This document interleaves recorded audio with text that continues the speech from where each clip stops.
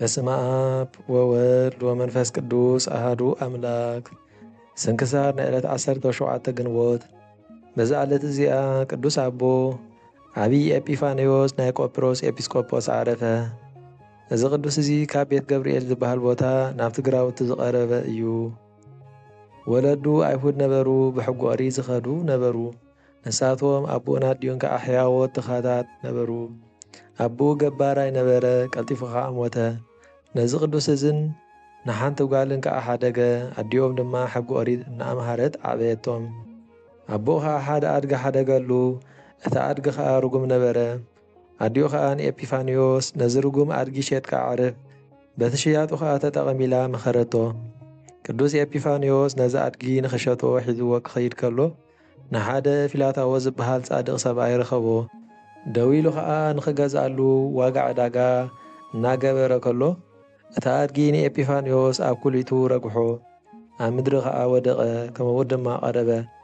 ቅዱስ ፊላታዎስ ከዓ ናብቲ ዝተሓርመ ኩሊቱ ብስም ኣብን ወልድን መንፈስ ቅዱስን ኢሉ ብትእምርተ መስቀል ኣማዕተበ እሞ ሽዑ ካብ ሕማሙ ሓወየ። ገለ ከም ዘይኮነ ድማ ጥዑይ ኮይኑ ብድድ በለ።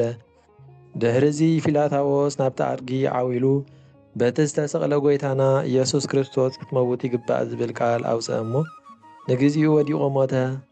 ኤጲፋንዮስ ነዘን ክልተ ተኣምራት ማለት ሓደ ናቱ ምሕዋይ ካልኣይ ከዓ ናይቲ ኣድጊ ምሟት ምስ ረኣየ ንቅዱስ ፊላታዎስ ከምዚ ክብል ሓተቶ፣ እዚ ብስሙ ተኣምራት ትገብር ዘለኻ ኢየሱስ ክርስቶስ መን እዩ በሎ።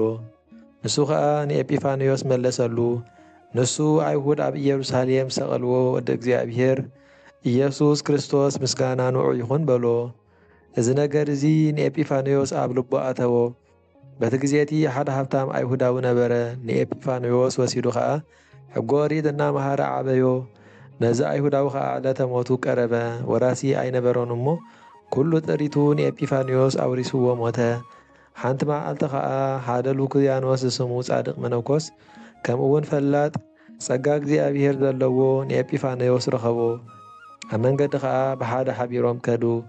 ክልቲኦም ክኸዱ ከለዉ ሓደ ድኻ ምስኪን ረኸቦም። ነቲ መነኮስ ከዓ ገለ እንዶሃበኒ ኢሉ ምጽዋት ለመኖ። ዝህቦ ምሳኣነ እታ ተኸዲንዋ ዝነበረ ብጸጉሪ ዝተሰርሐት ክዳኑ ኣውፂኡ ሃቦ። ሽዑ ኤጲፋንዮስ ንኣባ ሉክያኖስ ጻዕዳ ልብሲ ካብ ሰማይ ክወርደሉ ከሎ ረኣየ። ኤጲፋንዮስ ነዚ ምስ ረኣየ ብዛዕባ እዚ ተደነቐ። ኣብ እግሩ ወዲቑ ድማ ሰገደሉ። ንስኻ መን ኢኻ? እንታይ እዩ ሃይማኖትካ ኢሉ ሓተቶ። ንሱ እውን ክርስቲያን ከም ዝኾነ ነገሮ። ኤጲፋንዮስ ከዓ ክርስቲያን ክገብሮ ለመኖ። እቲ መነኮስ ከዓ ንኤጲፋንዮስ መሪሑ ናብ ኤጲስቆጶስ ኣብጽሖ። እቲ ኤጲስቆጶስ ከዓ ጥምቀት ክርስትና ኣጥሚቑ ሕጊ ሃይማኖት ክርስትና መሃሮ። ኤጲፋንዮስ ከዓ ነቲ ኤጲስቆጶስ ኣነ መነኮስ ክኸውን እየ ዝደሊ በሎ። እቲ ኤጲስቆጶስ ግና ንስኻ ብዙሕ ሃብቲ ኣለካ፣ ስለዚ መነኮስ ክትከውን ኣይግባእካን እዩ በሎ። ኤጲፋንዮስ ከዓ ከይዱ ንሓፍቱ ኣምጽኣ እሞ ጥምቀት ክርስትና ኣጥመቓ። ካብቲ ገንዘቡ ከዓ ንድኻታትን ንመሳኪንን ረዳኢ ንዘይብሎምን ንዘኽታማትን ከምኡውን ንኣብያተ ክርስቲያናትን መጽወቶ። ካብኡ ዝተረፈ ድማ ጥቕሚ ዘለዎ ንዑ ብዙሓት መጻሕፍቲ ዓደገ። ድሕሪዚ ምስ ሓፍቱ መንኰተ እሞ ኣብቲ ንጥምቀት ምኽንያት ዝኾኖ ሉክያኖስ ዝበሃል መነኮስ ገዳም ተቐመጠ። ሽዑ ወዲ 16 ዓመት ነበረ። ንቅዱስ ኢላርዮስ ዓብዪ ከዓ ረኸቦ። ንሱ ብዕድመ ንእሽቶ ጎበዝ ነበረ፣ ብገድሉ ግና ሽማግለ ዓብዪ ነበረ። ንቅዱስ ኤጲፋንዮስ ከዓ ተቐበሎ። መንገዲ ምንኩስናን ክርስቲያናዊት ትምህርትን መሃሮ። ጸጋ እግዚኣብሔር ኣብ ልዕሊኡ ሓደረ እሞ ሕጊ ቤተ ክርስቲያንን መንገዲ ምንኩስናን ብቑርብ መዓልታት ኣጽንዖ። ድሕሪዚ ብተጋድልኡ ፍጽም ኮነ። ንሙታን ብምትንሳእን ንሰይጣናት ካብ ሰባት ብምውፃእን ዓበይቲ ተኣምራትን ይገብር ነበረ። ኣብ ኣጻሚ ቦታ ማይ ኣፈልፈለ። ብዙሕ ግዜያት ጸልዩ ዝናብ ካብ ሰማይ ኣውረደ። ዜንኡን ጽድቁን ከዓ ብዙሕ ከባቢታት ተሰምዐ። ካብ ኣይሁድ ብዙሓት ሰባት ንኽከራኸርዎ ናብኡ መጹ። ንሱ ከዓ ጌግኦም ገለጸሎም እሞ ኣሚኖም ብኢዱ ተጠምቁ። ከምኡ ድማ ንብዙሓት ካብ ጥበበኛታትን ዮናናውያንን ናብ ሃይማኖት ጎይታና ኢየሱስ ክርስቶስ ኣተዎም። ምስጋና ንዑ ይኹን። ቅዱስ ኢላርዮስ መምህሩ ኣብ ልዕሊኡ ናይ ሃገረ ቆጵሮስ ኤጲስቆጶስ ኮይኑ ክሽየም እዩ ኢሉ ተነበየሉ። ናብ ሃገረ ቆጵሮስ ክኸይድ እሞ ኣብኡ ኣብቲ ዝኣዘዘሉ ቦታ ክሰፍር ከኣዘዞ። ኤጲስቆጶስ ንኽሸሙኻ እንተደለዩ ኣይትእበ ንሱ ብፍቃድ እግዚኣብሔር ዝኾነ እዩ በሎ። ቅዱስ ኤጲፋንዮስ ናብ ሃገረ ቆጵሮስ ምስ ከደ ኣብቲ ቅዱስ ኢላርዮስ መምህሩ ዝኣዘዞ ቦታ ሰፈረ። ቅድሚኡ ዝነበረ ናይ ቆጵሮስ ኤጲስቆጶስ ምስ ዓረፈ በቲ ግዜቲ እዚ ኤጲፋንዮስ መግቡ ክዕድግ ናብቲ ከተማ ኣተወ። ምስኡ ድማ 2 መነኮሳት ነበሩ። ኣብቲ ደብሪ ሓደ ጻድቕ ባሕታዊ ሽማግለ ነበረ። ጎይታ ከዓ ናብቲ ዕዳጋ ኪድ ኣብ ኢዱ 2 ዘለላ ወይኒ ዝሓዘ መነኮስ ክትረክብ ኢኻ፣ ምስኡ እውን 2 መነኮሳት። እቲ ሽማግለ ከዓ ከምቲ ጎይታ ዝሓበሮ ከደ ደልዩ ከዓ ንኤጲፋንዮስ ረኸቦ። መን ከ እዩ ስምካ ኢሉ ይሓቶ እሞ ስመይ ኤጲፋንዮስ እዩ በሎ። እዚ ኣብ ኢድካ ዘሎ ወይኒ ደርብዮ በሎ። ኤጲፋንዮስ ከዓ ናይ መምህሩ ኣባ ኢላርዮን ትንቢት ከም ዝበፅሐ ፈለጠ። ምስኡ ናብ ቤተ ክርስቲያን ከደ ማዕረገ ዲቁና ሸሙ። ኣብ ሳልስቲ ድማ ቅስናን ኤጲስቆጶስን ሸሙዎ። ብድሕሪ እዚ እቲ ሽማግለ ንቅዱስ ኤጲፋንዮስ ባህ ከብሎ ልቡ ክረግኣሉ ነቶም ህዝቢ እቲ ብዛዕባኡ ዝረኣዮ ራእይ ነገሮምን ኣረድኦምን። ንሳቶም ከዓ ዓብዪ ሓጎስ ተሓጎሱ። እዚ ቅዱስ ኤጲፋንዮስ ብሽመት ኤጲስቆጶስና እግዚኣብሔር ብዝሕጎሰሉ ጽቡቕ መንገዲ ከደ። ኣብ ውሽጠን ጥቕሚ ዘለዎን ብዙሓት ድርሳናት ደረሰ። ብዛዕባ ገለ ጨካን ሰብ ርህራሄ ዘይብሉ እንተሰምዐ ይምህሮን ክሳዕ ዝምለስ ሕያዋይ ክሳዕ ዝኸውንን ይግስጾ ነበረ።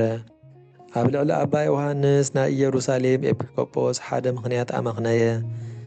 ብዛዕባኡ ርህራሄ የብሉን ጨካን እዩ ዝብል ምስ ሰምዐ እቶም ኣብ ማኣዱ ዝጥቀመሎም ካብ ወርቅን ብሩርን ዝተሰርሑ ኣቑሑት ኣለቃሃኒ ኢሉ ወሰዶም እሞ ሸይጡ ንድኻታትን ንመሳኪንን መጽወቶ። ኣባ ዮሃንስ ከዓ ገንዘበይ ኣቑሑተይ ሃበኒ ኢሉ ምስ ሓተቶ ዋላ ሓንቲ ኣይረኸበን። ንቅዱስ ኤጲፋንዮስ ከዓ ቤተ ክርስቲያን መቓብር ጎይታና ኢየሱስ ክርስቶስ ምስጋና ንዑ ይኹን ብኽዳኑ ቀጣቢሉ ሒዙ ብግዲ ሃበኒ በሎ። ቅዱስ ኤጲፋንዮስ ከዓ ናብ እግዚኣብሔር ጸለየ እሞ ሽዑ ንሽዑ ዓይንቲ ኣባ ዮሃንስ ኣዕወራ። ንሱ ከዓ መሊሱ ይቕረኽብለሉን ዓይንቱ ኸፍተሉን ናብኡ ብብኽያት ለመነን ማለደን። ቅዱስ ኤጲፋንዮስ ከዓ ጸለየሉ እሞ ሓንቲ ዓይኑ ነቑሐት። ነቶም ናይ ማኣዱ ኣቑሑት ሸይጡ ከዓ ንድኻታት ከም ዝመጽወቶ ነገሮ። ንግስቲ ኣውዶክስያ ብዛዕባ ቅዱስ ዮሃንስ ኣፈወርቅ ስለ ዘውገዛ ንሳ ድማ ከተሳጉጎን ካብ ማዕርጉ ከተውድቆን ደልያ ንኽሕግዛ መጻኢ ኢላ ምስ ለኣኸትሉ ናብ ሃገረ ቁስጥንጥንያ ከይዱ ከዓርቆም እንተደለየ ንግስቲ ኣውዶክስያ ግና ኣይሰማዓቶን። ብዛዕባ ዮሃንስ ኣፈወርቅ ምእዛዝ ኣበየቶ። መሊሳ ድማ ንኤጲፋንዮስ ከምዚ በለቶ፣ ንዮሃንስ ኣፈወርቅ ካብ ሽመቱ እንተዘይስዒርካዮ ኣነ ኣብያተ ክርስቲያናት ዓጽየ ኣብያተ ጣዖታት ክኸፍት እየ በለቶ። ቅዱስ ኤጲፋንዮስ ከዓ እናሓዘነን እናተከዘን ካብ ኣወፀ እንታይ ከም ዝገብር እውን ይሓስብ ነበረ።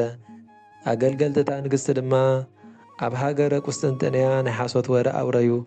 ኤጲፋንዮስ ንዮሃንስ ኣፈወርቅ ካብ ሽመቱ ስዒርዎ በሉ። ቅዱስ ዮሃንስ ኣፈወርቅ ከዓ ነዚ ዜና እዚ ምስ ሰምዐ ሓቂ መሲልዎ ናብ ቅዱስ ኤጲፋንዮስ ስለምንታይ ደኣ ብዘይ ፈትሒ ኣብ ልዕለይ ከምዚ ገበርካ ኢሉ ለኣኸ። ኣስተውዕል በል ንስኻ እውን ኣብ መንበር ሽመትካ ከምዘይ ትበጽሕ ፍለጥ በሎ።